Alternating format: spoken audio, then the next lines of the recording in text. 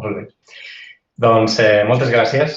Avui tenim el Joan Anton Barceló, que és professor titular en el Departament de Prehistòria de la Universitat Autònoma de Barcelona, centre en el que ensenya temes d'estadística en arqueologia des de fa 20 anys. És també fundador i director del Laboratori d'Arqueologia Quantitativa i Aplicacions Informàtiques. Ha estat nomenat president de l'Associació Espanyola d'Aplicacions Informàtiques en Arqueologia i representa a Espanya l'Associació Internacional Computer Applications and Quantitative Methods in Archaeology. És membre de ple dret i representant espanyol a la Comissió Fourth Data Management and Mathematics de la Unió Internacional de Ciències Prehistòriques i Protohistòriques i participa en nombrosos comitès internacionals d'avaluació d'investigacions. Com a investigador reconegut, s'ha especialitzat en el desenvolupament de tècniques arqueològiques i en la teoria de la disciplina i ha desenvolupat aplicacions informàtiques, especialment en temes com l'anàlisi espacial, estadística multidimensional, intel·ligència artificial i visualització assistida per ordinador, temes sobre els quals s'ha publicat extensament. També com a arqueòleg ha participat en excavacions a Espanya, Portugal, Itàlia, Síria, Nicaragua i Argentina. El 2012, la Societat Espanyola d'Arqueologia Virtual li va concedir el Premi Tartessos en Arqueologia Virtual en reconeixement a la seva contribució a l'avanç d'aquesta subdisciplina, especialment perquè fa el desenvolupament dels seus fonaments teòrics. Al gener del 2015, la Generalitat de Catalunya li atorga el Premi ICREA Acadèmia 2014 en mèrits als seus treballs d'investigació. Convocat per la Institució Catalana de Recerca i Estudis Avançats, ICREA, aquest premi té la finalitat d'incentivar i recompensar l'excel·lència investigadora del personal docent i investigador amb vinculació permanent a les universitats públiques de Catalunya. En 2016 va ser triat pel concurs de mèrits membre de ple dret de l'Acadèmia Europea de Ciències i, a més, també dirigeix el màster Humanitats i Patrimoni Digital a la Universitat Autònoma de Barcelona. I ens agrada molt convidar-lo en aquest cas perquè sabem que l'arqueologia i les humanitats digitals són dues disciplines que estan molt unides no només aquí, sinó a nivell internacional. Hi ha molts investigadors de renom que coincideixen amb aquestes dues disciplines. I et deixo la paraula, Joan Anton. Moltes gràcies de nou per venir. Doncs moltes gràcies, Pedro. Moltes gràcies a l'associació per convidar-me per fer aquesta xerrada. I sense més introduccions, anem directament al tema d'avui, l'arqueologia digital.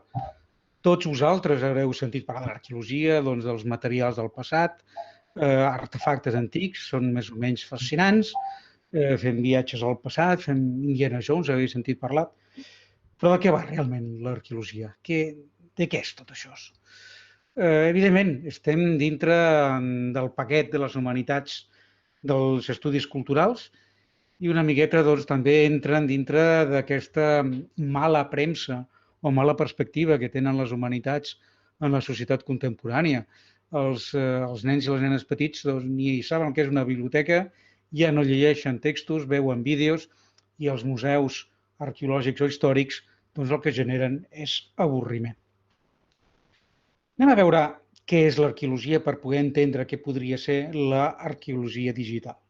En primer lloc, és l'intent d'explicar una sèrie d'elements fets per els éssers humans. Les nostres preguntes són quan es va fer, qui ho va fer, de quina manera ho va fer,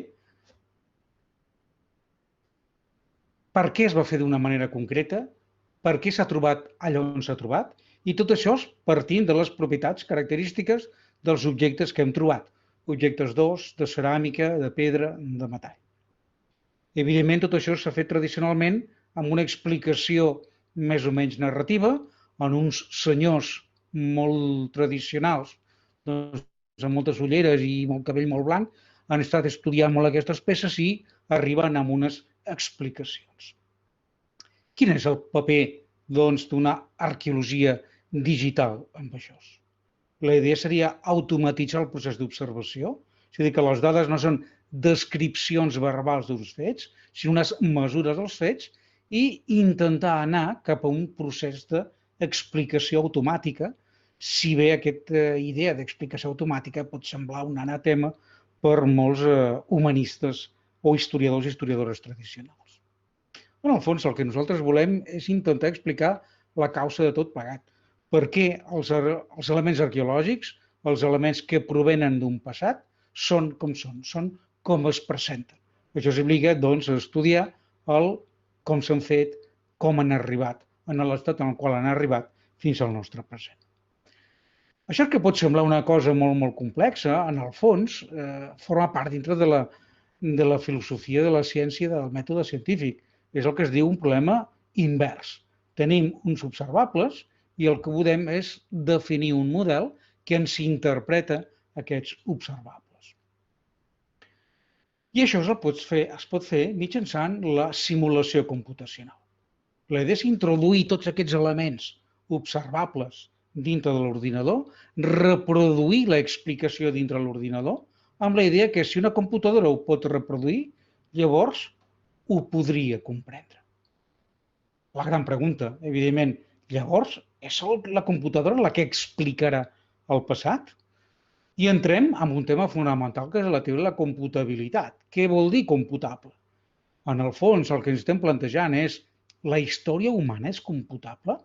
Què significaria computar el passat de la humanitat, les accions humanes que es van produir en diferents moments al llarg del recorregut històric? Entrem, doncs, al fons, amb aquesta idea de la intel·ligència artificial en arqueologia, d'una arqueologia digital.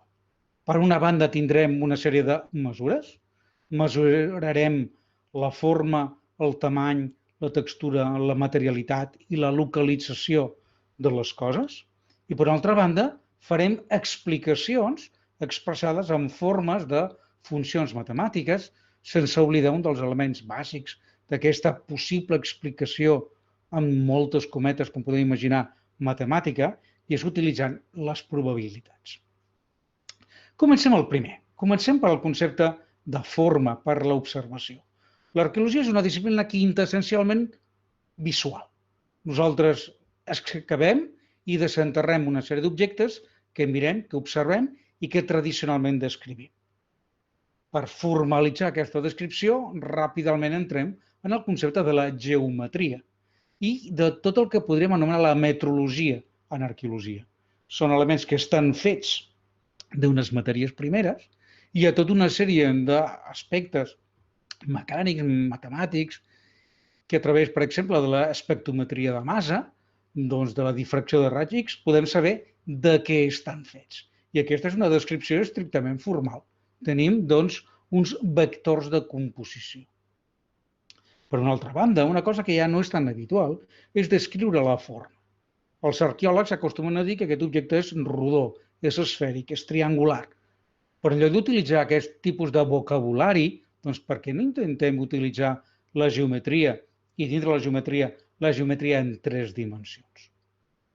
La gran eina que ha transformat radicalment l'arqueologia dels últims 20-10 anys és precisament els escàners 3D i totes les qüestions de visió per computadora, tant a l'escàner 3D, amb totes les seves diferents morfologies i sistemes mecànics, com la fotogrametria. La idea és transformar la realitat empírica en un model informàtic de punts. Aquest model informàtic de punts es transforma en el que anomenem un model de forma utilitzant, doncs, superfícies interpolades.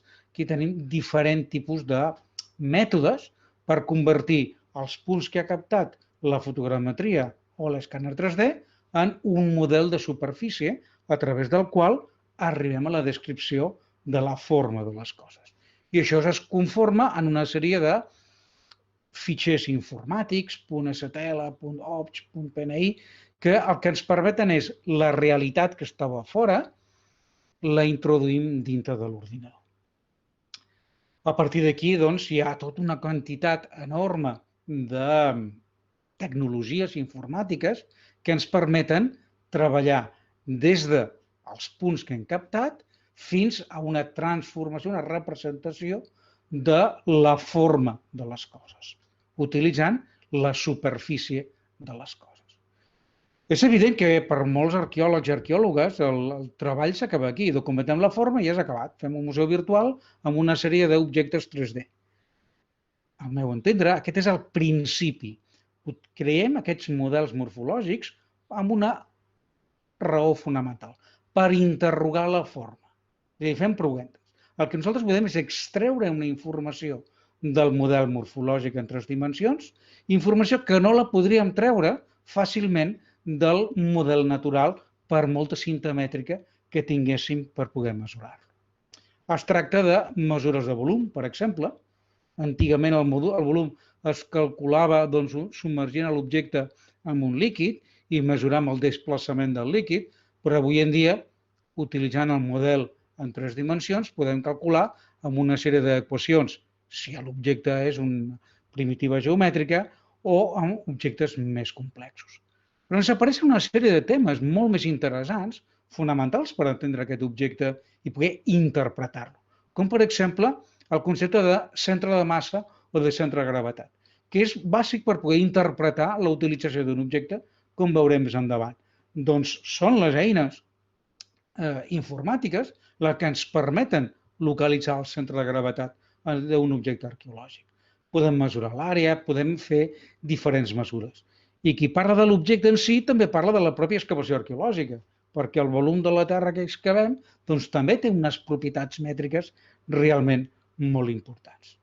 A partir d'aquestes mesures que extraiem del model 3D, comencem a fer informació sobre la utilització de l'objecte. Per exemple, quant de líquid contenia una àmfora o un esquifoi o un orinocoe. A partir d'aquí, quantitat de líquid en funció de si és un oli o si és un vi o si és una aigua. Podem fer una sèrie d'interpretacions realment molt més interessants. Moltes informacions que després il·lustraran sobre el procés de producció, és a dir, nosaltres podem mesurar totes les corbes del profil de la peça perquè és precisament l'evidència que tenim del procés de producció de la mà del ceramista o la ceramista que ha anat treballant per conformar aquest objecte. Aquestes mesures de la silueta o el perfil ens donen una gran quantitat d'informació sobre el procés de producció. Aspectes com el que anomenem el quocient de restricció, el factor d'accés relatiu, la relació que hi ha entre el diàmetre de la boca i el diàmetre màxim, perquè és el que bàsicament condiciona la utilització d'un objecte en 3 dimensions, etc. I qui parla d'objectes com ceràmiques parla d'objectes construïts. El que hem de fer és mesurar les cases, mesurar les construccions per entendre com l'espai construït condicionava la vida de la gent en el passat. Però, evidentment, l'arqueologia no només viu d'aspectes estrictament morfològics. També tenim la textura. De què està fet l'objecte? A l'acabat. Evidentment, hi ha una sèrie de tècniques de la visió per computació en el qual es reconstrueix la textura i una vegada que tenim el model de la forma, li donem a l'acabat. Per fer què? A vegades aquest acabat és simplement per donar una perspectiva o una manera de ser molt hiperrealista de la reconstrucció. Pot ser interessant, però el que més ens interessa és mesurar quina informació puc extreure jo de la superfície de les coses. Doncs les escombraries, les trets diferencials que l'ús ha deixat en l'objecte és una informació d'extraordinari interès per saber com s'ha utilitzat l'objecte. Utilitzant un microscopi podem observar aquestes traces d'ús. Aquestes traces d'ús les podem analitzar amb l'escàner 3D per mesurar-les. I una vegada que les mesurem, les podem entendre. Per dir, mireu, si aquestes traces tenen aquestes característiques, és que aquesta eina va ser tallada per un ganivet de metall, o va ser tallada per un ganivet de pedra, o va ser acabada d'aquesta manera per aquest tipus de funció. Podem detectar perfectament les làmines de pedra que s'utilitzaven en el procés de la sega i distingir-les de les làmines de pedra que s'utilitzaven per tallar fusta o per tallar un os, per exemple. Com veurem més endavant, tot això són elements fonamentals per entendre l'objecte. Però una altra realitat de l'arqueologia és que pràcticament tot el que conservem del passat està trencat. No s'ha preservat intacte. Tots són fragments. Podem utilitzar la informàtica per reconstruir els objectes. Partint dels fragments preservats, reconstruir i donar una impressió de com era l'objecte o la relació que n'hi ha entre el fragment conservat i l'objecte del qual, amb tota probabilitat, procedeix. Volem veure allò que malauradament no podem veure perquè no s'ha conservat. El risc és que aquesta reconstrucció me l'hagi inventat i que llavors jo pugui fer qualsevol tipus de reconstrucció. Aquí és on intervé la intel·ligència artificial i moltes de les tecnologies informàtiques. És el procés que s'anomena anastilosi, és a dir, construir, reconstruir l'element a partir dels seus elements, de forma que l'usuari participi d'aquest procés, però que el procés de reconstrucció no sigui una invenció completa. Hi ha tota una sèrie de procediments per anar de la realitat conservada a la realitat inferida o intuïda. I, a més, amb tot un raonament, una explicació final probabilística dient la reconstrucció més probable, però no la única, d'aquest fragment seria aquesta forma que tenim. Hi ha moltes maneres de poder procedir, utilitzant, per exemple, el que anomenem Template Guided Reconstruction, és a dir, que coneixem algun prototip complet i llavors ens anem amb altres objectes, procedint a un altre lloc i a partir d'allò que coneixem reconstruir allò que només s'ha preservat de manera condicional. O directament utilitzant les tecnologies d'un puzzle però en 3D, reconstruint i enganxant les peces. Aquesta peça enganxa amb aquesta i veure una funció matemàtica que en digui de totes les cares amb les quals puc enganxar els diferents objectes en 3D, quina és la més probable. I així podem arribar a reconstruir fins on es pot reconstruir sense tampoc generalitzar massa o inventar-nos el procés de reconstrucció. Us posem un exemple. Aquí tenim una excavació, estem fa 6.000 anys, estem a la Draga, a Banyoles, és un jaciment arqueològic en el qual s'han preservat una enorme quantitat de fustes. Estem davant del que es creu que és un poblat de palafits. Com podem reconstruir les cases quan l'únic que tenim són les improntes i algunes fustes? Fixeu-vos, el que trobem els arqueòlegs són aquestes fustes. D'aquí com podem reconstruir la casa? Doncs ens anem a buscar per tot el món mundial centenars, milers d'exemples de cases que s'hagin construït de fusta sobre pilots de fusta. A partir d'aquí fa una anàlisi estructural, és a dir, generem una hipòtesi i aquesta hipòtesi la sometem a prova. Realment això es podria mantindre? Tenim alguna evidència? Tenim evidència, per exemple, d'algun d'aquests postes. Veieu aquests postes aquí que tenen una bifurcació, això es preserva. Preservem també algun dels elements laterals inclinats, ben conservats. A partir d'aquí, hem procedit a tota la reconstrucció dels elements i, finalment, a la reconstrucció amb textura de com podria ser la casa. I amb ajuda d'un dissenyador professional, una visualització de com podria haver estat el poblat de fa 6.000 anys. Tindríem pràcticament l'aldea més antiga que es conserva a Catalunya. Calculem que podíem habitar en aquest lloc al voltant d'unes 60-80 persones si totes les cases estiguessin ocupades al mateix temps, cosa que encara dubtem. Però el que hem de veure és això, una sèrie de cabanetes exteses entre una a les altres a molta distància, amb estructures de producció i al costat del llac, de manera que el llac, a més, entrava recurrentment fins aquí i els inundava el terreny. Sempre hi havia un parell de dits d'aigua a sota de cadascuna d'aquestes cabanes.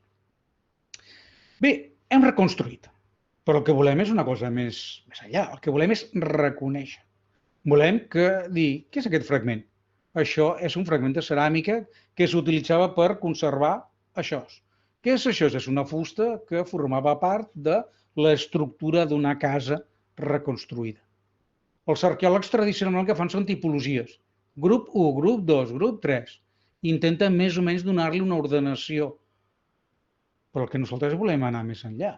El que voldríem és utilitzar intel·ligència artificial de manera que una espècie d'arqueòleg automàtic ens digui això d'aquí no, és impossible que fos una ampolla, en canvi, en el passat es va utilitzar com una punta de fletxa.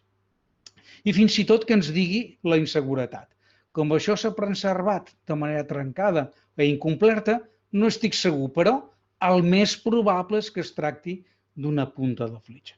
Això és el que entenem nosaltres com reconeixement d'objecte. I és una de les línies més interessants d'investigació i en la qual jo personalment he estat implicat pràcticament des de finals dels anys 90 i és un tema que en aquests moments comença a estar cada vegada més investigat i que cada vegada hi ha més investigadors i investigadores que venen de l'àmbit de la intel·ligència artificial, de les ciències de la computació, per intentar desenvolupar aquestes tècniques.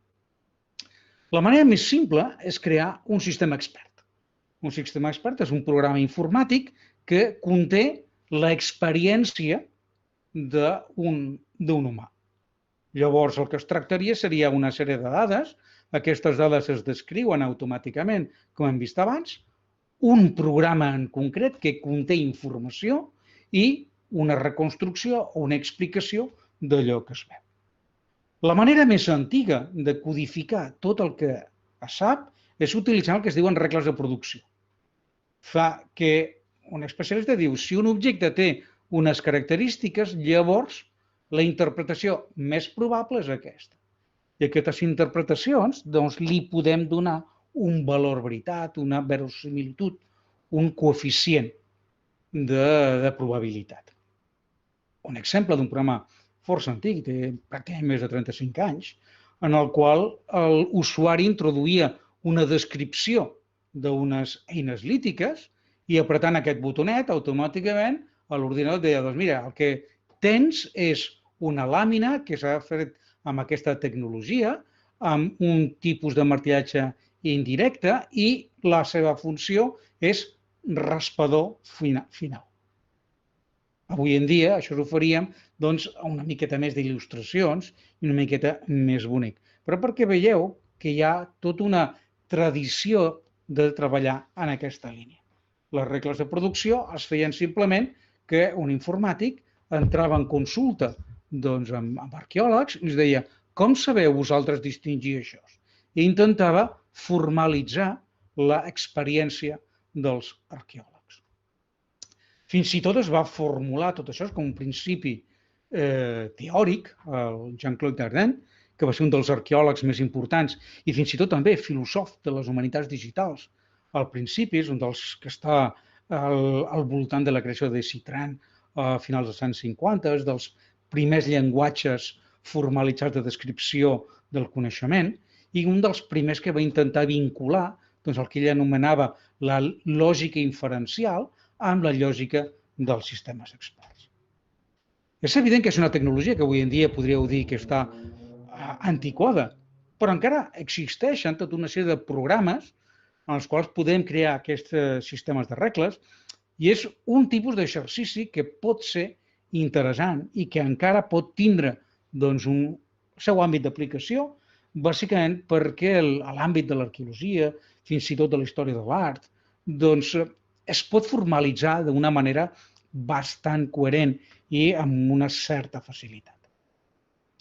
Però és cert, si no tenim un expert humà, doncs és difícil que nosaltres puguem interpretar. El nostre robot, el nostre arqueòleg automàtic, no pot aprendre la solució si abans no li hem ensenyat. Entrem en el món de l'aprenentatge automàtic.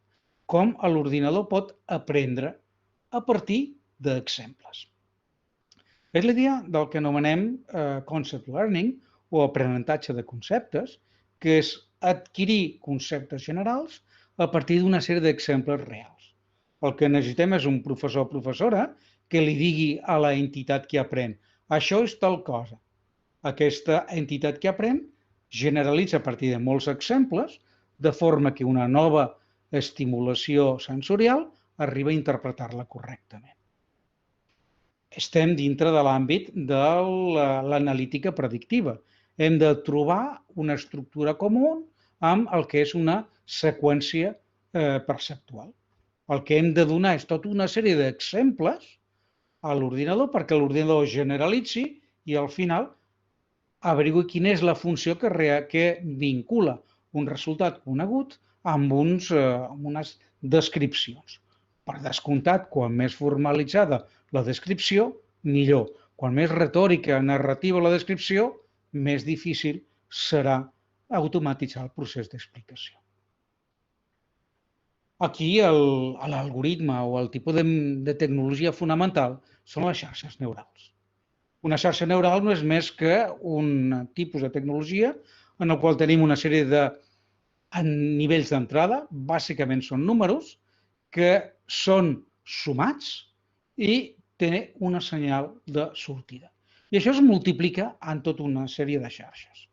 Per exemple, tenim el nostre input, que són puntes de fletxa prehistòriques, tindríem una primera conjunt de neurones artificials, en aquest cas són binàries, i són una sèrie de preguntes que li fem a l'objecte. Objecte, tens aquesta característica, sí o no? Tens aquesta, sí o no? Això són uns i zeros. Aquests uns i zeros s'envien amb unes neurones a la capa oculta, la capa intermitja, a través del pes que tenen aquestes xarxes. I d'aquesta capa interna arribaria al final, que té la interpretació.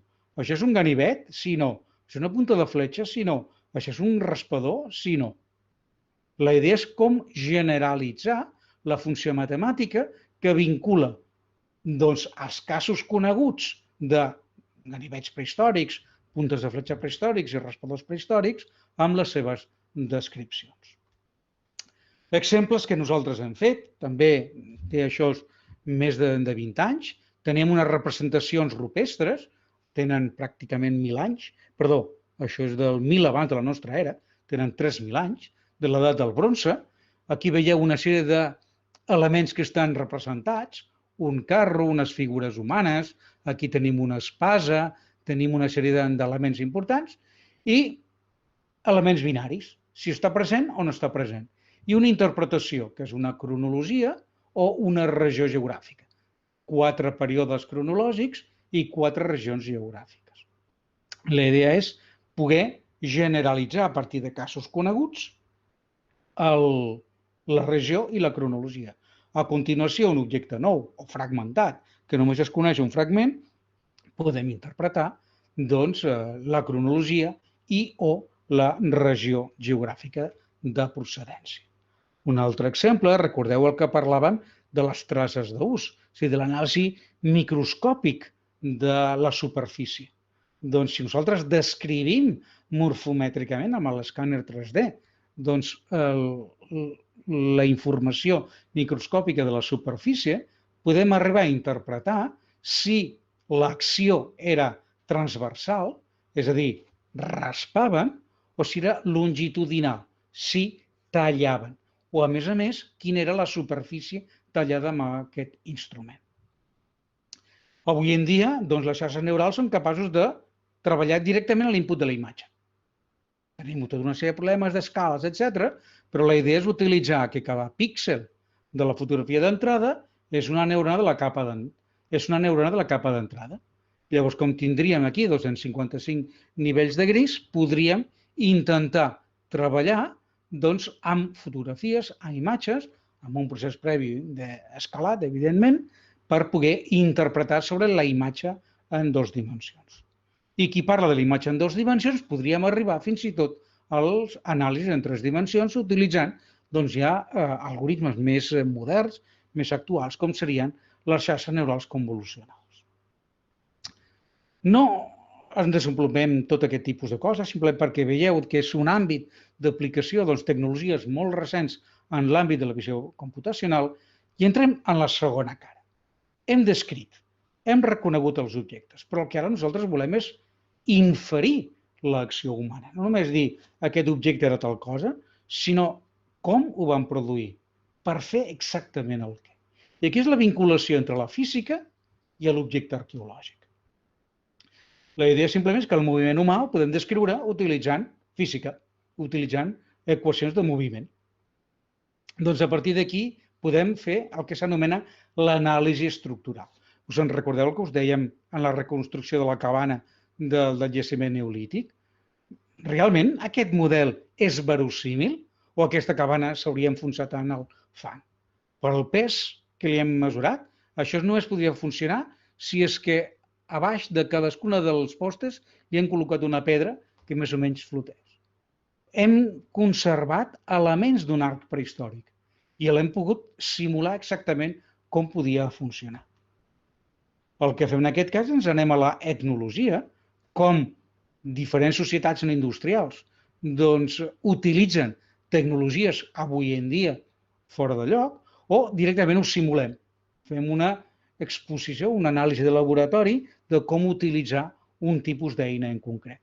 Aquest tipus de treball el documentem en vídeo, el documentem de moltes maneres, però l'analitzem físicament. Com s'aixecava un pes, com es podia llançar una llança, el procés de combustió o de fragmentació i trencament. Quin és el grau de resistència d'una ceràmica? Col·loquem en un aparell una rèplica de la ceràmica i veiem quina és el grau de resistència, de permeabilitat, de tensió, etc. Entrem en l'àmbit de l'anàlisi estructural. Apliquem forces a un model 3D de l'objecte arqueològic per poder entendre com podia funcionar. Això és una qüestió que es fa molt habitualment en arquitectura i llavors es pot entendre la resistència d'edificis antics coneguts, des de l'edat mitjana, del Renaixement, de l'època grega o d'èpoques anteriors, però també a nivell de la tecnologia de la pedra prehistòrica, com funcionava un molí de pedra, com funcionava la fragmentació de pedra, i això es poden fer models molt complexos per entendre com es tallava la pedra en el Paleolític, per exemple, com a partir d'un nucli de pedra es anaven traient tota una sèrie de làmines, les quals després es conformaven per crear una sèrie d'instruments. Estudis sobre balística són molt interessants, però balística utilitzant en l'època prehistòrica, com un individu en el Paleolític superior podia caçar un mamut amb una destral o amb una llança que té una punta de pedra. Tots aquests estudis es poden fer sobre quin tipus de fragmentació, com una punta de pedra penetra en el seu blanc i es poden trencar, quines són les parts de la punta que tenen o que aguanten més força o han de resistir més a l'impacte. Com us deia, estudis sobre un arc neolític, és a dir, fins quin era el grau de tensió. Van fer rèpliques de fusta precisament per averiguar quina era la capacitat de tensió. S'utilitzaven cordes fetes amb budells dels animals. Quin era el grau d'elasticitat final i quin era el grau de força dels arcs que podien tindre en aquesta època. Però també en qüestions de ceràmica. La ceràmica tenia que ser transportada, tenia que ser emmagatzemada, i llavors podem fer estudis sobre l'equilibri de les ceràmiques i la seva idoneïtat com elements de transport o com elements d'emmagatzematge. I també important el moviment de les persones. És evident que l'espècie humana actual es mou d'una manera, però com hem arribat fins a aquesta qüestió? Com caminava l'Australopithecus? Com caminava l'Homo habilis? Com ha anat canviant la capacitat de moviment dels éssers humans? L'estudi del desgast dels ossos, precisament per poder estudiar malalties que estiguin relacionades amb la funció, la desigualtat social en el treball, la desigualtat de gènere en el treball. Realment podem dir que les dones tenien que fer un tipus de feina molt concret i els homes feien un altre tipus de feina. Si trobem els esquelets d'aquestes persones en les seves tombes, podem estudiar quin tipus de patologies tenien les dones, quin tipus de patologies tenien els homes. Estan relacionats amb algun tipus de moviment vinculat amb algun tipus de feina? Hi havia un tipus de moviment de biomecànica que cert gènere tenia prohibit o estava més treballant amb un determinat que un altre? Qüestions de masticació. Quan estem estudiant l'evolució, els neandertals menjaven el mateix que l'espècie humana actual. Les qüestions de l'alimentació càrnica, en el qual implica el desgarre, un tipus de moviment, o la masticació més vertical sobre vegetals, per exemple. El tipus de moviments relacionats amb el llançament d'una llança. La llança és un objecte per ser llançat i impactar a distància, o una llança utilitzada com palanca, com simplement instrument de penetració. Però qui estudia els ossos en el moviment també és estudiar les trajectòries de moviment. Fins on podien moure's? Quin era el recorregut en relació amb el relleu? Entrem en la possibilitat de crear una espècie de màquina virtual del temps. Veure allò que va passar i no només inferir-lo. La idea és que el passat es podria entendre en el present si podem repetir la història dintre d'un ordinador. Aquesta és la idea de la simulació. Simular agents virtuals, és a dir, petits microprogrames que reprodueixen les accions humanes i la manera com els humans interactuaven entre si i interactuaven amb un entorn que també és virtual. Entrem en uns sistemes que s'anomenen sistemes basats en agents. Un agent no és més que una llista d'atributs, una sèrie de regles de conducta, una memòria, uns recursos, que simulen en general unes capacitats de decisió força sofisticades. I, a més, com són agents que simulen humans, doncs regles que són capaços de modificar les regles amb les quals han nascut. Dintre d'aquesta simulació d'una societat artificial, tot és un agent. Els instruments són agents. Una casa té tamany, té forma, té aparences visuals, té unes propietats mecàniques. I això es fa que els instruments puguin modificar la capacitat de conducta.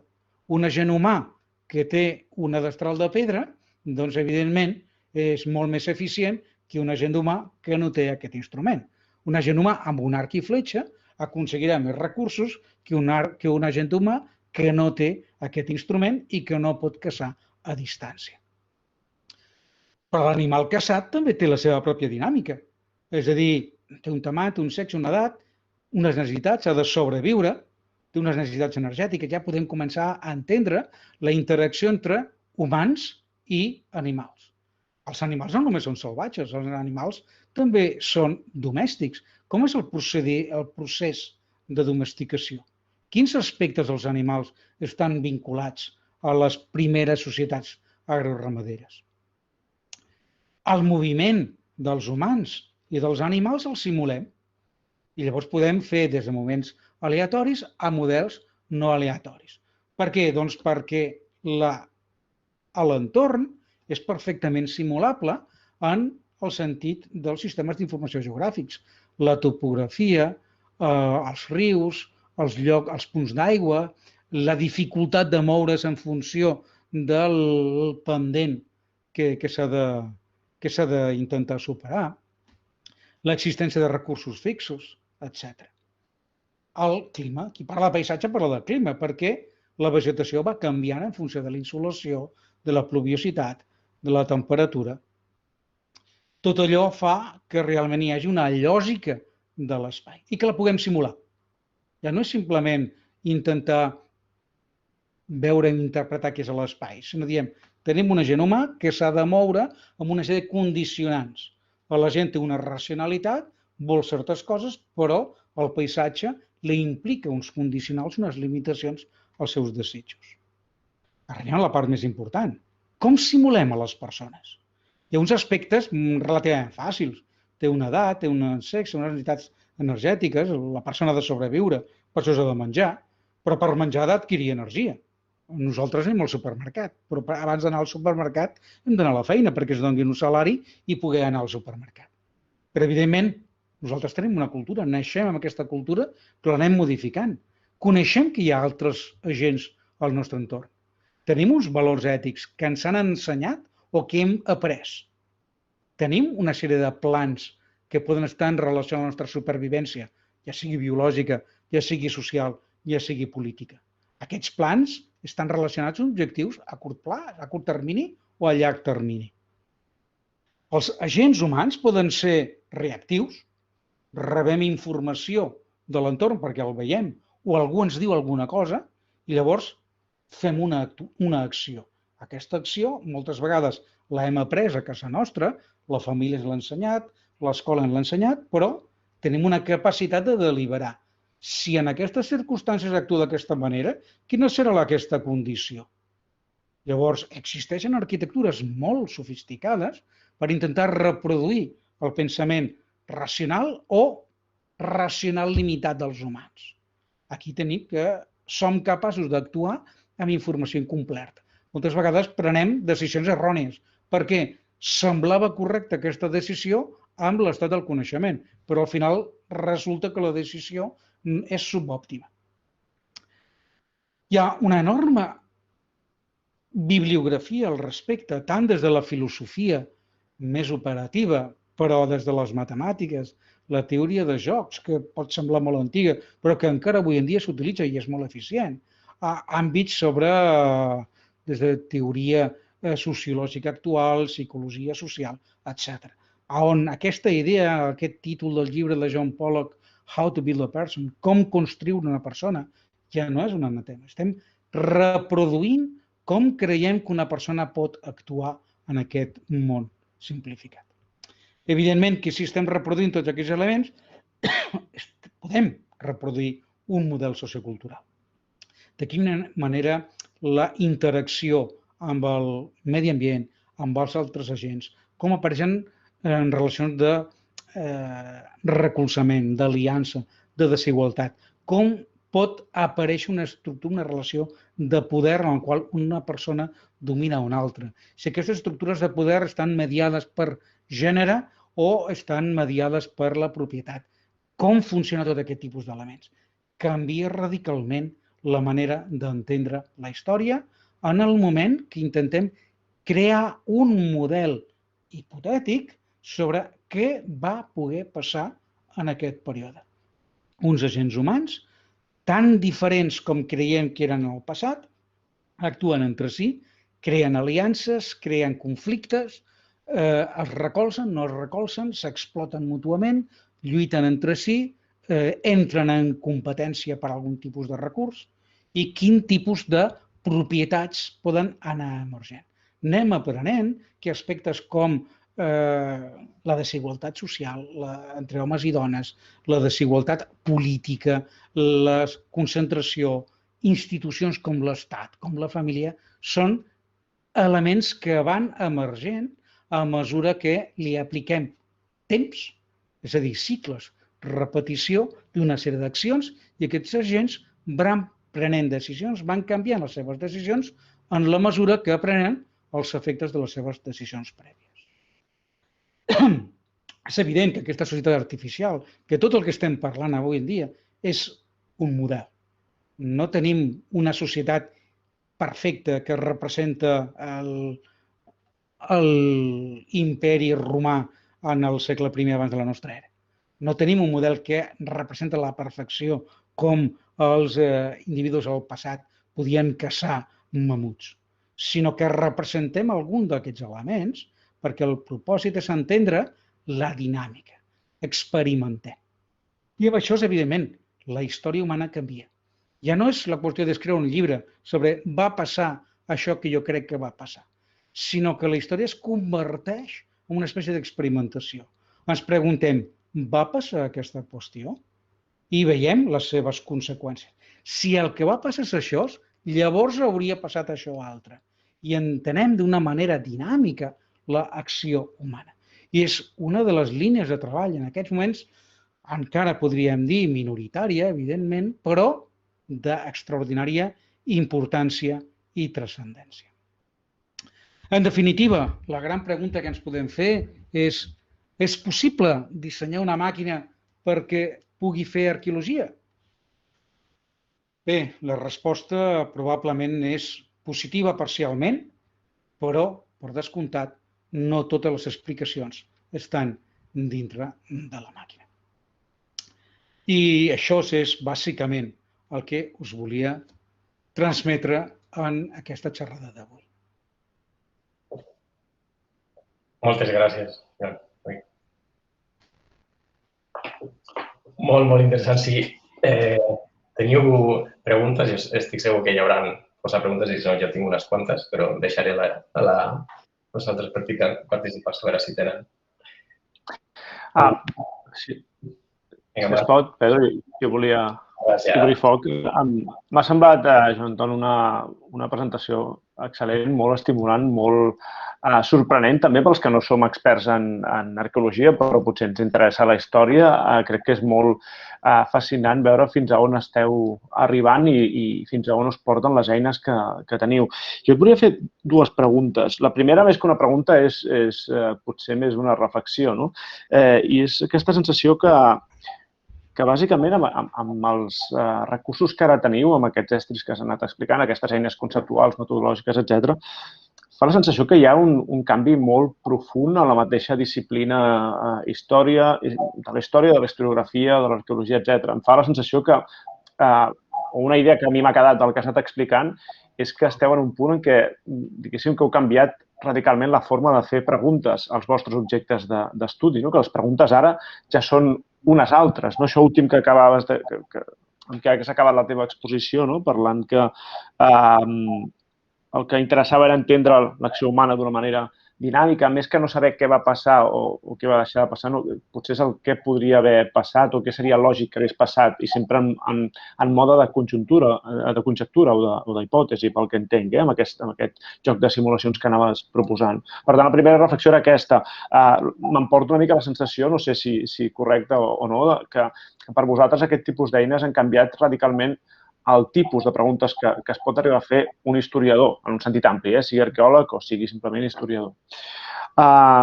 I després, el que sí que potser seria més una pregunta és què fem a l'hora de generar aquests models i aquests models que anaves explicant, què fem amb totes aquelles qüestions de la història que no són parametritzables, com per exemple les qüestions emocionals, per dir alguna cosa, o les coses absolutament imprevisibles de l'ésser humà, no? Això suposo que ja està previst, no? I podria saber... Alguna de les que has anat dient intueixo que ho teniu previst, però m'agradaria si em poguessis parlar una mica més. No sé si arribeu a parametritzar-ho tot d'alguna forma o com s'actua en aquest tipus de casos. I moltes gràcies, Joan. Comencem perquè jo sóc un polemista nat i, evidentment, la meva manera de veure com hauria de ser la història, tristament, no és la manera com habitualment es fa en història. És a dir, intentant parlar amb els companys i companyes del Departament d'Història, doncs és pràcticament impossible. És a dir, que això dels models ni han sentit parlar ni els interessa. Hi ha una revista que es diu Historical Methods, hi ha un grupet als Estats Units, amb Peter Tarkin, sobre el concepte de cliodinàmica, però en general doncs els historiadors i historiadores estan molt, molt lluny de tot això i encara avui en dia la història està molt allunyada de totes les eines computacionals. Mireu qualsevol reunió sobre humanitats digitals i veureu que menys n'hi ha són historiadors i historiadores. És que hi ha coses que fins i tot eines com sistemes d'informació geogràfiques i cartografia assistida per ordinador, encara avui en dia els hi costa molt adaptar-ho. És a dir, que necessita... Sols en el grau que es fa d'història a l'autònoma no és una assignatura obligatòria. Aquí tenim un problema de, podríem dir, analfabetisme metodològic i que, a més, hi ha alguns autors i autores que ho justifiquen teòricament. No necessitem aquests mètodes. I això fa referència a un gran percentatge de la professió. Fins i tot en l'àmbit de la sociologia, aquesta manera d'entendre la dinàmica social per vies computacionals és reduïda. I sí, hi ha una associació que es diu sociologia analítica, però els tenen allà com els apastats. És cert que en arqueologia, precisament per al nostre àmbit d'estudi, els ordinadors estan a l'hora del dia i és molt més habitual assignatures d'arqueologia quantitativa en el grau. Pràcticament tots els graus tenen arqueologia quantitativa i amb bastants màsters sobre arqueologia i quantificació, arqueologia computacional, és un àmbit molt general. Penseu que l'Associació Internacional d'Arqueologia Quantitativa o Computacional existeix de 1974 i als nostres congressos anuals reunim entre 500 i 800 persones. La part de simulació no és la més habitual, però la gent entén. La gent pot criticar, no estic d'acord, però la gent sí que ho considera. Perquè, clar, és que nosaltres, sense un sistema d'informació geogràfic, no podem fer res. Sense un escàner 3D és que no podem fer res. Avui en dia, la visió per computador en arqueologia forma part de l'ABC absolut i de les eines habituals de la nostra feina. Per això passa en arqueologia. A mesura que entrem en aquestes arqueologies més recents, arqueologia clàssica, arqueologia medieval, doncs tot aquest tipus d'eines s'utilitzen cada vegada menys. I és potser un dels forats que encara estem trobant. Doncs, quan entrem en l'àmbit de la simulació, jo soc dels que dic el que encara no podem parametritzar, jo ho parametritzarem, no tinc cap problema. És a dir, l'exemple que jo sempre dic als meus estudiants és es pot mesurar la felicitat. I vosaltres segur que em direu que no. Però els de màrqueting estan convençuts que existeix l'economia de la felicitat i ells ho poden mesurar. I fan estudis de mercat en el qual analitzen el grau de felicitat que és capaç de produir la Coca-Cola. I com s'han cabrejat la Coca-Cola perquè el Cristiano Ronaldo ha rebutjat l'ampolla, i ells ho tenen molt clar, que això és parametritzable. Es pot parametritzar, però encara no disposem de l'instrument. Ja arribarem. Déu-n'hi-do el que hem aconseguit en escassament 30 anys de simulació. Els primers treballs de simulació, sí, treballem una miqueta al moviment de la gent, com una gent parla amb una altra, com les aliances entren entre ells, sobretot en relació amb menjar. Ja n'hi ha alguns models d'agents que he vist sobre com apareix el fenomen religiós. Això avui en dia ja es pot treballar. I sobre qüestions de les emocions, doncs hauríem de parlar amb el Ramon López de Mànteres, que em sembla que ell ha treballat molt sobre el tema precisament de les emocions i la intel·ligència artificial. És a dir, es pot fer. Què passa? Que si tu en un model de ciutat artificial hi fiques absolutament tot, doncs tenim la paradoxa de Borges. És a dir, el mapa del món que és tan gran com el mateix món que pretén representar. Bé, és Asimov i si haveu llegit a la Fundació. Sí, probablement en un futur tindrem un model tan extraordinari que ens permetrà calcular-ho tot. Hem treballat amb la gent del BCD, el Barcelona Supercomputing, perquè sí, l'ordinador que tinc al despatx, per molt de potència que pugui tindre, doncs em queda petit.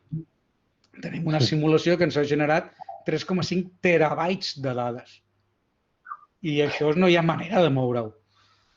Clar, doncs hem de parlar amb els del BSC i vam començar a crear una llibreria de càlcul paral·lel per fer això, però encara estem a les beceroles d'aquest càlcul. En economia estan més adelantats, han fet alguns models en els quals hi ha més d'1 milió de gens.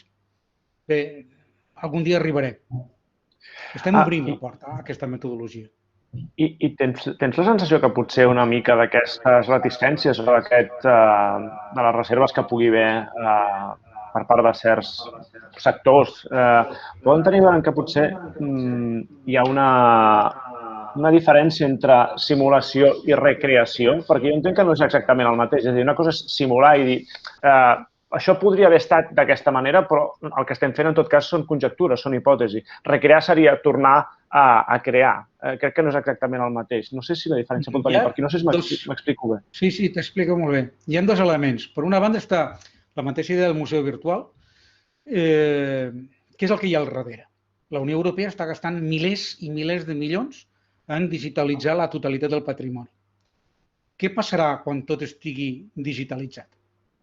Doncs que automàticament no serà necessari gastar diners en preservar els originals. Avui dia tenim el problema que tenim un immens magatzem, em sembla que la Generalitat té un magatzem de material arqueològic no visitable pel públic, perquè tots els materials de les excavacions arqueològiques estan plens. I ara què fem amb tot aquest material? Una directora general d'Antiguitats a Andalusia em va dir tot això es pot destruir. Podem destruir el patrimoni? Si ja l'hem copiat i ja l'hem reproduït, per què no? Aquest és un element que hem de començar a pensar. Arribarà o no arribarà això? Perquè és una qüestió d'eficiència. L'altre element és la qüestió de la predicció del futur. Però és la mateixa polèmica que teníem amb el genoma humà. En un moment donat, aquell que tingui l'eina per predir el futur, doncs com governarà? Però és el mateix, és a dir, qui està estudiant la dinàmica humana perquè controla el genoma humà. En l'exemple, en el supòsit que aquestes simulacions siguin públiques, Sí, el problema serà que són molt difícils de comprendre. Són caixes negres. Arriba un moment que es converteix en una caixa negra. Necessitarem una sèrie d'eines informàtiques per poder entendre com funciona aquesta simulació. Perquè, si no, començarem a prendre decisions polítiques en base a aquestes simulacions. I avui en dia es fan, i el ministre d'Economia doncs, ho té i utilitza i fa una sèrie de decisions i a la borsa s'utilitza. I moltes vegades fan unes cagades monumentals. Doncs són qüestions que hem de valorar. Tenim tota la informació, realment està ben programat, i a l'aspecte de la probabilitat. Nosaltres arribem a una solució que és probabilística i la probabilitat és mesurable. Però quina diferència hi ha entre una probabilitat del 80% i una del 95%? Si ara ens diuen que prenent aquesta decisió el 80% de seguretat és que passarà tal cosa, seguim per aquesta línia o no? Clar, en estadística es diu si la probabilitat és del 5% és com si no existeix. Però com tu estiguis dintre del 5%, malament rai, no? Doncs aquesta és la qüestió. Sí, evidentment, tenim una sèrie de qüestions ètiques, deontològiques, molt interessants per començar a debatre. El tema de la virtualitat del patrimoni s'està debatint molt avui en dia i en alguns casos la qüestió de les simulacions socials s'ha començat a debatre dintre la teoria de la sociologia. Molt bé, moltes gràcies, Anton. Jo, si em permet fer una pregunta. Hi ha tantes coses que preguntaria, però aniré per unes que m'han sorprès gaire. Primer, tu també comentar, m'ha agradat molt quan has dit que quan digitalitzeu segons quins objectes, això per vosaltres és només el principi, que allà és quan comença. Aquest és el problema que hi trobem moltíssim no a les humanitats digitals, sinó a com s'entenen les humanitats digitals en algunes disciplines. La digitalització, d'anem a digitalitzar-lo tot, però després, un cop digitalitzat, doncs allà es queda. És com que hi ha una funció molt representativa en algunes disciplines. I potser la gràcia que heu tingut a arqueologia és que, com m'has explicat molt bé, i amb molta documentació, ja porteu molts anys utilitzant les tecnologies digitals per fer la vostra feina. I suposo que seria aquesta gran diferència que altres disciplines es queden com encallades al moment, al procés de digitalització i de representació, en comptes d'analitzar més enllà. I l'altre, molt relacionat també amb el que comentàveu que heu demanat ajuda al centre aquest que tenen, el supercomputador aquest. Això és aquí al costat, a Castelldefels, em sembla, no? Sí, està ahí a la Politècnica. Sí. Jo el que comentava és aquest espai, per exemple, que has dit que una de les simulacions ha generat no sé quants terabytes de data. Heu tingut problemes amb el tema de l'espai, perquè, clar, ara mateix suposo que serà tot el núvol, tot això. Sí, no, tenim això, és que ni està ni el núvol, ho tenim amb una sèrie d'unitats externes i van dir, i ara com ho processem? Perquè no tenim una eina per buidar-lo tot. Teòricament, en R es pot fer algunes coses, però és tan absolutament lent que qualsevol operació ens trigava mesos. Llavors, el que hem decidit és canviar una altra vegada, tornar a modificar, perquè sigui el propi algoritme de simulació el que faci els càlculs. Triga molt més, és a dir, que nosaltres ho fèiem perquè la simulació n'és més ràpida i acumular dades. Llavors, preferim que un any de vida de la nostra simulació trigui un dia, però que tots els càlculs t'arribin fins al final, que no que la simulació vagi més ràpida. I és la línia en la qual en aquests moments estem seguint. I el tema d'infraestructura és la pregunta que tenia jo. Bé, l'avantatge és que dins del que és Agent-Based, la gran majoria de software és open source. Treballem molt amb NetLogo per començar a treballar, però quan tu arribes ja a una frontera de 400 agents o així, ja aquestes eines no t'acaben de funcionar. Llavors, com hi ha molt interès, sobretot per part de gent d'economia, doncs s'estan desenvolupant llibreries en paral·lel. Nosaltres vam tindre un projecte ministeri, Consolider, i que ja vam començar a treballar amb la gent del BSC, es va començar a crear una llibreria que es deia Pandora, però es va quedar a mitges, no va acabar. Parlant amb el Josep Casanovas del BCD va dir, sí, l'hem de continuar, però moltes vegades aquest tipus de coses l'hem de continuar però amb quins diners. Necessitem un projecte perquè això s'ho facin. I portem no sé quants anys demanant projectes en aquesta mena, però clar, entrem amb els col d'Arts i Humanitats i quan et veuen aquestes coses, la seva resposta és too risky, massa arriscat. I dius, escolta, jo estic fent aquestes qüestions de massa arriscats, no? I dius, bé, acabem doncs que ens centrem en coses petites, però no fem el model general. Llavors, en lloc de crear un model molt gran, doncs fem un mini model per entendre una dinàmica molt específica. Sabem que aquesta dinàmica, quan tu la portes en paral·lel a l'altre model, canviarà, però intentem estudiar les coses per parts, perquè és l'única manera que avui en dia ho podem fer.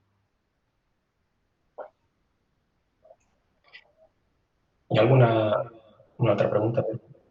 Alicia?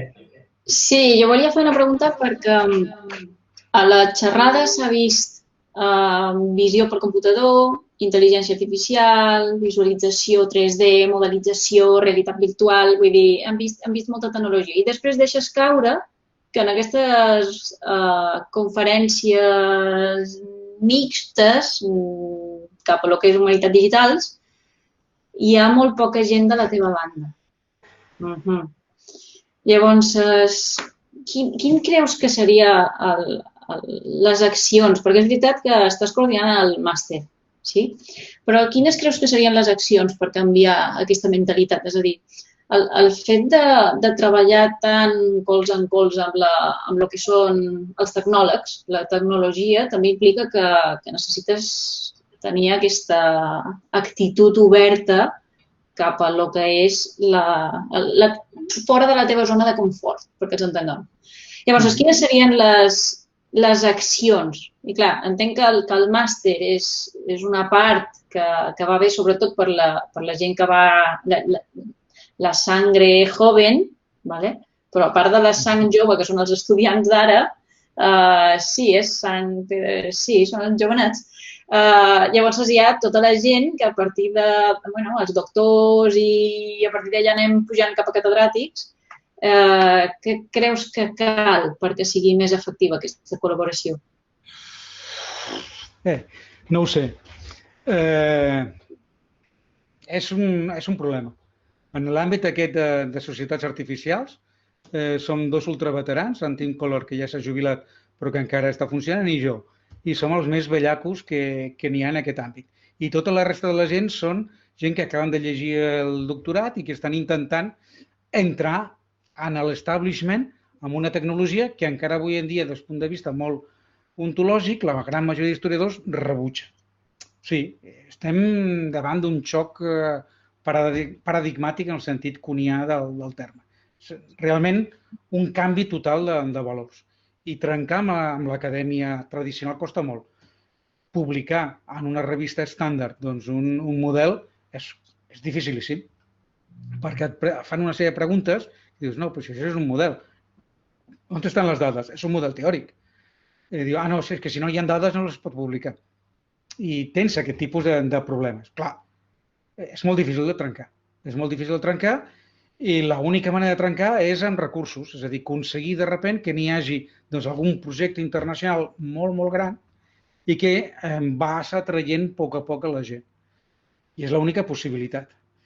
Des d'arqueologia és més fàcil, perquè sí, podem anar col·locant per les qüestions de visió i tota la informació que podem extreure dels artefactes i és més fàcil explicar aquestes qüestions.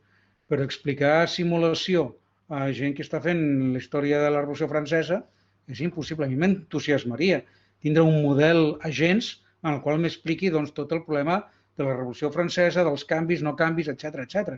Entendríem moltíssim què és el que va passar en aquell moment. O la Revolució Industrial, per exemple. Però costa molt trencar aquestes dinàmiques. I, ja et dic, això és tornar a llegir Thomas Kuhn i les revolucions científiques. Com podem canviar la mentalitat d'aquella gent que és de la meva generació i que, evidentment, no volen canviar. És a dir, hi ha una oposició enorme en un àmbit, a més, que el mercat està molt tancat i el que nosaltres estem intentant dir, hem de ser violents, en el sentit verbal i intel·lectual. L'única possibilitat és dir, fem taula rasa i intentem trencar en el model tradicional. La història tradicional és errònia, estan equivocats. I el que intentem convèncer amb els joves que siguin revolucionaris. És l'única manera que anar als congressos internacionals i dir, ui, arriben els terroristes simuladors. Però així és com es va trencar als anys 60-70, la història tradicional, perquè simplement per afegir això i dir, ah, mira que bonic, doncs no et faran cas. No, és que les humanitats en general tenim el mateix problema quan és tecnologia aplicada a les humanitats. És com encara s'han de defensar segons quines metodologies de les humanitats digitals. Hi ha departaments on al costat tenen humanitats digitals, no? Clar, a vegades, si tu dius... No, això no val, no? A vegades aquí tens 50.000 euros, sempre i quan facis qüestions digitals. Llavors sí que es veuen obligats a buscar algú perquè alguna cosa els hi posi. Però això és encara... Algú gairebé sempre és un informàtic que no té la més remota idea de què és el que hauria de fer. I dius, molt bé, jo tinc un escàner 3D. La quantitat de vegades m'he trobat museus i llocs, dic, tinc un escàner 3D i què puc fer amb això? Això és encara pitjor. Jo durant anys tenia un atac d'enveja, diu, m'he gastat no sé quants en aquest escàner 3D, per què serveix? Diu, tant de bo ja el tingués, no? Que tenia que inventar-me un sistema fotogramètric inventat per mi per intentar fer un model 3D d'un territori. I aquesta gent ja ho tenia, però no sabien per què serveix. És una manera. Posa-li milions i potser d'aquesta manera la gent diu, mira, com no n'hi ha milions per editar a Lope de Vega, sí que hi ha milions per fer una edició digital de Lope de Vega. No, sí que... I aquest és un problema que trobem moltíssim també, de gent que guanya unes beques milionàries perquè sap com escriure, tot el tema de defensar la idea i posar humanitats digitals a tot arreu, però després el projecte no té res a veure amb digitals. Continuen fent el mateix de sempre perquè ja tenen la beca, no? I això és un problema que es veu, jo diria que 2 de cada 4 projectes digitals. Sí, tens tota la raó. Almenys dels que jo m'he trobat, d'humanitats. Sí, perquè d'alguna forma són projectes en què la tecnologia realment no afecta a la forma, això que comentava al principi, la forma de fer-se les preguntes. Simplement és un afegit cosmètic, no?, per... Exactament, és la major part dels casos. Sí, sí. Per això a mi m'ha semblat molt interessant la conversa, Joan Anton, perquè crec que has posat un bon exemple de fins a quin punt la metodologia, o heu generat una metodologia a partir de les eines que teníeu, que és al final el que se suposa que fa la ciència, no? Avança també en base als recursos i les possibilitats que té. I, per tant, les possibilitats que tens tu no són les mateixes que té un historiador o un arqueòleg que no té aquestes eines. Per tant, és el que torno al principi, el tipus de preguntes i d'idees que et van venint al cap a mesura que vas fent recerca amb aquestes eines necessàriament són diferents. Ara bé, no acabo d'entendre aquesta resistència. Bé, sí que l'entenc perquè sé que en general hi ha sempre, és una tendència humana a certs sectors de gent que els hi costa canviar de paradigma mental o de manera de veure les coses. És lamentable que això passi a l'acadèmia, però, en fi, suposo que també som humans. Però el que no acabo d'entendre és que no vegin que, en el fons, tot és una qüestió de generar hipòtesis. És a dir, l'historiador també fa simulacions. L'historiador clàssic les fa mentalment o les escriu, però està fent simulacions, està fent hipòtesis. Ell no era allà, ell no ho ha vist, ell no ho ha viscut, i encara que ho ha viscut, etc. Ja ho sabem, tots els problemes metodològics que té la historiografia en general. El que passa és que el que proposeu vosaltres és una altra forma de fer les simulacions, però és a dir, fer les hipòtesis i les conjectures, però és que el mecanisme és el mateix que ha fet qualsevol historiador en qualsevol moment de la història, pel que jo entenc que expliques, només que les eines són diferents. Fins que entres al món de l'autoritat. La persona que ha escrit un llibre ha dit, jo dic això, per tant, el passat és allò que jo he dit. En el moment que tu tens una simulació informàtica, tu mires el codi, no, és que t'has equivocat aquí, aquí i aquí. O la simulació arriba a aquesta conclusió, per això i això. O es pot millorar així i així, perquè hi ha aquestes dades, doncs, escolta, vull dir que és molt parametritzable i molt debatible, no? Em sembla. És que l'historiador professional el que fa és va omplint els forats en la seva imaginació. I si arribes a tindre molta autoritat, doncs aquesta cosa que tu has anat omplint, doncs te la creus. I no el pots rebutjar. Per molt que les dades diguin una cosa, és que les dades les podria canviar una altra vegada. I qui diu que aquestes dades no són diferents? Això és el que ens costa. Si el llenguatge és llenguatge computacional, matemàtiques i probabilitats, ningú està disposat a canviar el llenguatge.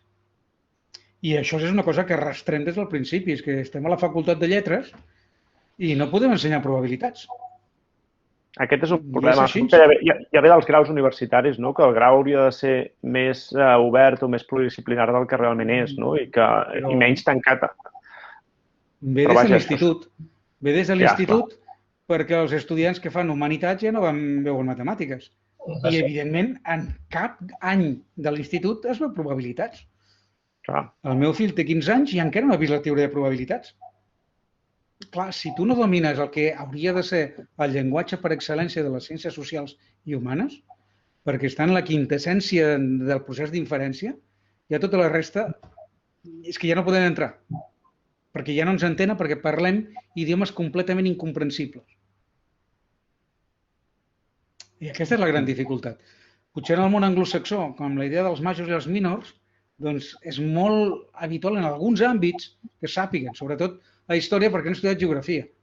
Hi ha molta gent que ha fet història i ha fet geografia i hi ha una miqueta més d'enfoc quantitatiu, n'hi ha. Però sociologia és patètica, antropologia és que ja no pots parlar amb un antropòleg. Perquè tot és mentalitats, i si tu li dius, escolta, jo no tinc cap problema les mentalitats, te les simulo de seguida perquè un procés racional cognitiu, això és trivial. Sí, sí. És a dir, no me'n recordo qui era una frase, és a dir, que lletja que és la filosofia quan t'explica allò que tu no volies saber. I moltes vegades en humanitats ens passa això, és que no volem saber certes coses i ho disfressem en un llenguatge ampulós, autoritari, per dir, és que no ho podem saber. I aquest corrent filosòfic de l'hermenèutica, tot val, doncs això és el que més mal ha fet a les humanitats. No existeix la interpretació en humanitats perquè depèn de l'individu que interpreta. Digue-li un físic això. Sí, ja ho sé. És a dir, la meva obligació és identificar on t'has equivocat en la teva interpretació. La nostra obligació, tant que humanistes, és on està l'error en la interpretació. Sí, sí, crec que ho has explicat molt clarament. Només una curiositat, per exemple, clar, entenc que tu vens, no sé, no recordo la presentació del Pedro, però entenc que tu ets de formació, ets historiador o arqueòleg? Sí, teòricament soc historiador. Com vas fer d'aquesta història? Com vas fer d'aquesta formació, diguéssim, més d'humanitats digitals? Precisament perquè soc arqueòleg, soc una generació en la qual els nostres profes, que ja s'han jubilat, ens van dir, us heu d'especialitzar. I llavors van agafar un i anava per sort. Tu t'especialitzes en estudiar els carbons, tu a estudiar ceràmiques, tu els ratolins, tu els ossos humans. I a mi em va tocar l'estadística. Dintre d'aquesta repartició, dic, doncs mira, estudiaré estadística. I a partir d'aquí vaig anar entrant. Evidentment, vaig tenir també la sort d'anar a parar amb Jean-Claude Gardin a França per meu postdoc. I ell és que, tot i que ell odiava els ordinadors, però és un dels grans teòrics i referents de les humanitats digitals. Perquè ell va començar amb tota la idea de la classificació del coneixement als anys 50, quan era tots els llenguatges de descripció, tot i que ell no era de formació, però sí que el seu lloc de treball era un laboratori d'arqueologia. I és per això, és a dir, que ell tenia una mentalitat molt ampla, més relacionat cap al software que no cap al hardware. Ell odiava els ordinadors i li tenies que programar, li tenies que escriure. Ell escrivia amb ploma estilogràfica. Tota la resta dissenyava molt bé, però li tenies que fer tu amb ell. I és ell que va marcar aquesta idea de formalitzar el discurs. Com bon francès li agradava l'alta cuina absolutament inútil que no alimenta. Llavors ell es quedava en el formalisme. Així és com s'ha de formalitzar. Per què serveix? No m'importa. Interessant. Molt bé. Molt bé, doncs, si no hi ha cap més pregunta, moltíssimes gràcies. Doncs a vosaltres. Jo crec que podríem haver estat parlant fins que acabi el partit de la selecció i tot, però molt agraïts perquè és una banda també dels sonetes digitals que volíem escoltar i molt, molt interessant. I el que farem serà això, serà pujar el vídeo a YouTube. El possible i ens veurem igualment. Sí. Ja comentarem els comentaris.